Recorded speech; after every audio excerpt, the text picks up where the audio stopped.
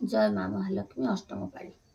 एथु अंतरे किछि दिन गला आद्य गुरु मार्गशीर मास गुरुवार हेला जे माँ देई बोइले जननी मुख चाही तोह लागी लक्ष्मी को पादरे मु पड़ई तोह पाई महालक्ष्मी पादरे पड़िबी तोते घेनी संगतरे ओसा जे करिबी मोबल कड़ीर किछि माँ आहार न कर स्नान करिण शुचिवंत चित्त धर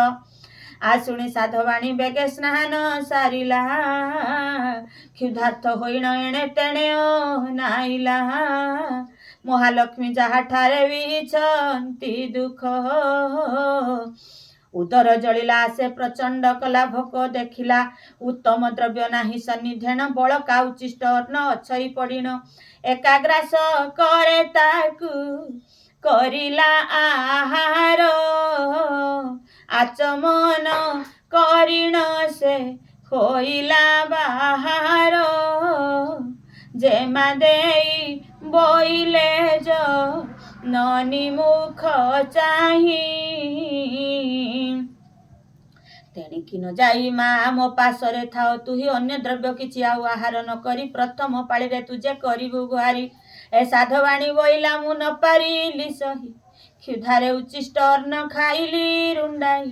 जेमा देई बोइला ग पड़ू तोर पेट तोहठारे महालक्ष्मी करिछंती हट एमंते बोलिना प्रथम पाली गला पुणी जे द्वितीय पाली प्रवेश होइला जेमा देई बोलंती जननी मुख चाही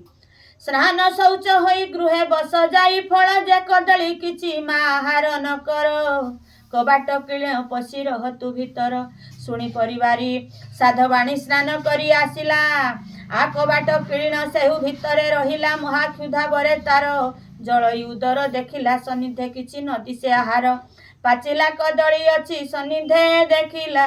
चोपा सहित रे ताकू सबु गिहिली देला जेमा देई बोले माग आस शीघ्र होई द्वितीय पाली रे ओसा कराइबी मुहि साधवाणी बोइला मु मंद कृत्य कली पाचिला कदली फेणा गोटा जे खाइली कोप भर होई उठिले सा मादेही केबे हे माता को मोर भल गति नाही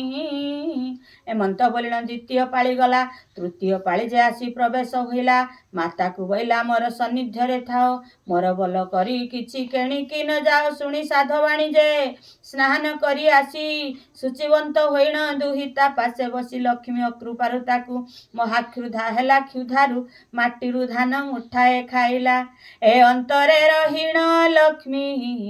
हसीण उठिले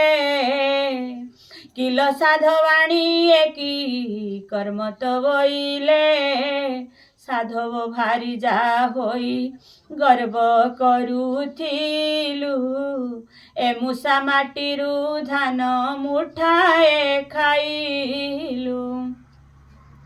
एही रूपे तृतीय पाली जे बही गला